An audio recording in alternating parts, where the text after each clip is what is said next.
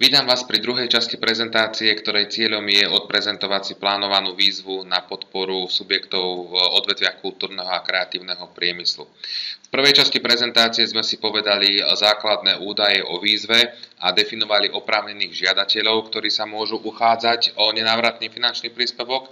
A v tejto časti prezentácie si povieme niečo o oprávnených aktivitách projektu. Oprávnené aktivity projektu nám vlastne hovoria o tom, na aké aktivity môžu žiadatelia žiadať nenávratný finančný príspevok, aké aktivity môžu v rámci svojich projektov realizovať. Aktivity projektu sa delia na dve základné skupiny. Sú to hlavné aktivity a podporné aktivity. Hlavné aktivity de facto definujú obsahovú náplň toho projektu konkrétneho a podporné aktivity sú aktivity, ktoré súvisia s administráciou toho projektu. Poďme sa teda pozrieť na to, aké sú hlavné aktivity projektu. Prvou hlavnou aktivitou, ktorá bude oprávnená, je aktivita súvisiaca s obstaraním hmotného a nehmotného majetku, ktorý je potrebný pre výrobu a inovácie. V rámci tejto aktivity si žiadatelia môžu doobstarať svoje technologické vybavenie, ktoré potrebujú na výrobu, respektíve na poskytovanie služieb. Môžu si obstarať rôzne stroje, prístroje, technológiu, náradie, software a hardware, ktoré potrebujú na svoju činnosť. To, čo žiadatelia v rámci tejto aktivity nemôžu žiadať, tak sú výdavky na obstaranie materiálu na výrobu. Čiže v krátkosti, žiadatelia môžu si dokúpiť zariadenie na výrobu, nemôžu si nakúpiť materiál, ktorý je na výrobu potrebný. Technológia, ktorá bude obstaraná v rámci tejto aktivity, by mala smerovať k inováciám alebo mala by vytvoriť u konkrétneho žiadateľa priestor pre realizáciu inovácií. Inovácie sú veľmi dôležitým aspektom, ktorý bude musieť byť definovaný alebo ktorý sa bude musieť objaviť v jednom z projektov a každý jeden žiadateľ by mal tie inovácie alebo inováciu produktov a služieb definovať vo svojom podnikateľskom pláne, ktorý bude potom povinnou prílohou týchto žiadostí. Čiže aktivita číslo 1, obstaranie hmotného a nehmotného majetku, to je technológií, strojov, prístrojov a náradia. Poďme sa pozrieť na aktivitu 2. Aktivita 2 je rekonštrukcia a úprava budov v súvislosti s nákupom nových technológií, respektíve zariadení. V rámci tejto aktivity sa budú dať realizovať úpravy budov, ale iba v takom rozsahu, ktorý je vyžadovaný inštaláciou technológie nakúpenej v rámci aktivity 1. Čiže napríklad, ak v rámci aktivity 1 sa nakúpi nejaký stroj, ktorý je potrebné umiestniť v konkrétnom priestore, vyžaduje to buď vybúranie priečky alebo postavenie novej priečky, poprípade rekonštrukciu elektrických rozvodov, inštaláciu vzduchotechniky alebo klimatizácie, tak stavebné práce v takomto rozsahu bude možné financovať v rámci tejto aktivity. Určite nebude možné v rámci tejto aktivity financovať nejaké komplexné rekonštrukcie budov cez výmenu okien, zateplenie, rekonštrukcia strechy a podobne. Čiže ešte raz, len také stavebné práce, ktoré súvisia s inštaláciou techniky nakúpené v rámci aktivity 1. Zároveň platí, že táto aktivita číslo 2 nemôže byť samostatnou aktivitou, ale výlučne iba v kombinácii s aktivitou číslo 1.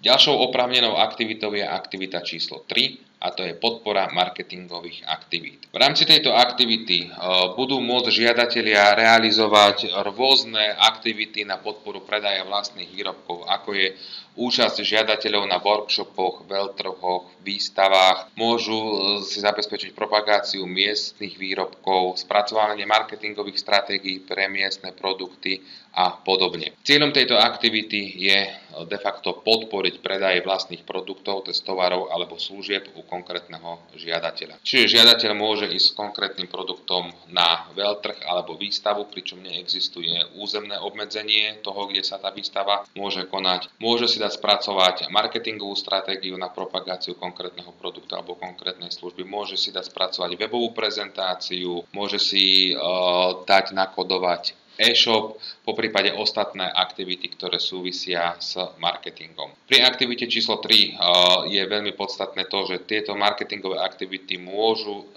byť zamerané iba na podporu predaja vlastných výrobkov žiadateľa. Nesmú byť tieto marketingové aktivity zamerané na podporu predaja výrobkov iných spoločností, poprípade nejakých lokálnych sietí, lokálnych producentov a podobne. Napríklad pri tých veľtrhoch a výstavách je oprávnená účasť žiadateľov na výstavách a veľtrhoch, ale nie realizácia, respektíve organizovanie veľtrhov alebo výstav. To je teda aktivita číslo 3, podpora marketingových aktivít.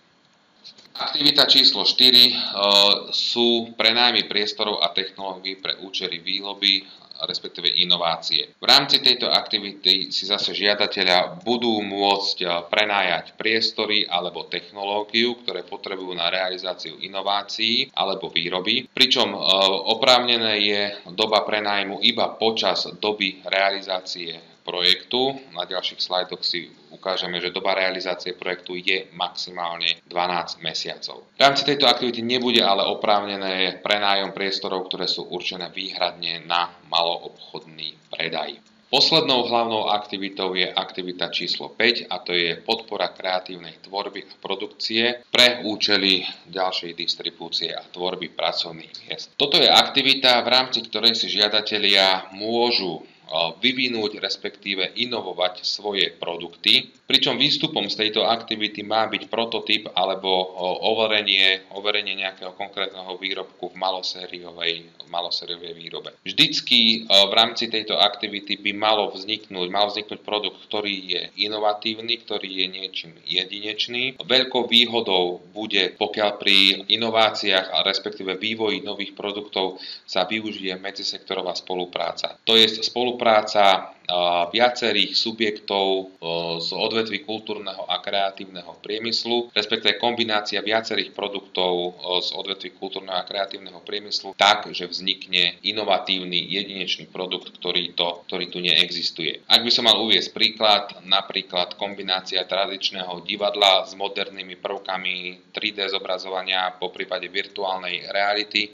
Tieto produkty, keď sa spolu dajú dokopy a nakombinujú, tak vie vzniknúť predstavenie, ktoré je jedinečné, inovatívne a de facto na trhu ešte neexistuje. Zároveň platí, že aktivita číslo 5 nemôže byť samostatnou aktivitou projektu a môže byť realizovaná iba v kombinácii s jednou z aktivít 1 až 4. To sú hlavné aktivity projektu, teda aktivita číslo 1, obstaranie techniky, aktivita číslo 2, realizácia stavebných prác, aktivita číslo 3, marketingové aktivity, aktivita číslo 4, prenájom, aktivita číslo 5, podpora kreatívnej tvorby. Aktivity projektu by mali byť nakombinované tak, aby vedeli u konkrétneho žiadateľa vygenerovať nový nový biznis, tak aby žiadateľ vedel na základe toho produkovať viac a vedel vytvoriť nové pracovné miesta a zamestnať nových ľudí. Čo je podstatné povedať ešte pri oprávnených aktivitách je to, že v rámci tejto pripravovanej výzvy nie je prioritou podporovať kreatívnu tvorbu, samotnú kreatívnu tvorbu. Čiže projekty, ktoré sú výlučne zamerané na tvorbu, tak na ich financovanie slúžia finančné zdroje, ako je napríklad Fond na podporu umenia, poprípade audiovizuálny fond. A táto výzva má byť, respektíve je v synergickom efekte a komplementárne financovanie s týmito dvoma zdrojmi. To sú hlavné aktivity projektu. Poďme sa pozrieť ešte na podporné aktivity projektu. V rámci podporných aktivít projektu, teda, ako som už povedal, bude možné realizovať aktivity, ktoré súvisia s administráciou tejto žiadosti, a to je samotná príprava žiadosti o nenávratný finančný príspevok. Ďalej je to realizácia verejného obstarávania. Verejné obstarávanie pre žiadateľov zo súkromného sektora je taká trošku neprebádaná pôda, pretože súkromný sektor pri výbere dodávateľov štandardne nepostupuje podľa zákona o verejnom obstarávaní. Keďže ale v prípade schválenia projektu a pridelenia finančných prostriedkov sa jedná o poskytnutie verejných zdrojov, takže takíto žiadatelia musia potom pri výbere dodávateľov tovarov a prác a služieb postupovať v súlade so zákonom o verejnom obstarávaní. Realizácia verejného obstarávania je oprávnenou podpornou aktivitou. Ďalšou podpornou aktivitou, ktorá je oprávnená, je riadenie projektu. Toto zahŕňa administráciu žiadosti, respektíve projektu, ktorý je už v implementácii, ako je spracovanie monitorovacích správ, žiadostí o platbu, kontroly na mieste a podobné záležitosti. Poslednou podpornou aktivitou, ktorá je oprávnená, je publicita a informovanosť. Je to aktivita, ktorá súvisí s nejakou povinnosťou žiadateľa informovať širokú verejnosť o tom, že realizuje projekt, ktorý je financovaný z prostriedkov európskych štrukturálnych a investičných fondov a štátneho rozpočtu. Poďme sa pozrieť ešte na oprávnené miesto a dĺžku realizácie projektu. Aktivity môžu byť realizované na celom území Slovenskej republiky, teda vo viac rozvinutých regiónoch, ktorým je Bratislavský kraj, a v menej rozvinutých regiónoch, to sú všetky ostatné kraje s výnimkou Bratislavského kraja. Pre posúdenie toho, kde sa projekt realizuje, sa neberie do úvahy sídlo žiadateľa, ale miesto fyzickej realizácie projektu. To znamená, miesto fyzickej realizácie projektu je miesto, kde je umiestnená technológia, ktorá bola zakúpená v rámci aktivity číslo 1. Miesto fyzickej realizácie projektu je zároveň miesto výkonu práce zamestnancov, ktorých žiadateľ zamestnal v rámci novovytvorených pracovných miest. Čo sa týka dĺžky realizácie projektov, maximálna dĺžka realizácie projektov je 12 mesiacov. V rámci týchto 12 mesiacov žiadateľ musí zrealizovať všetky aktivity, aj hlavné, aj oprávnené. Čiže dostali sme sa na koniec druhej časti tejto prezentácie, v rámci ktorej sme si povedali oprávnené aktivity. V ďalšej tretej časti prezentácie plánovanej výzvy si povieme niečo viacej o výške a intenzite príspevku a o oprávnených aktivitách.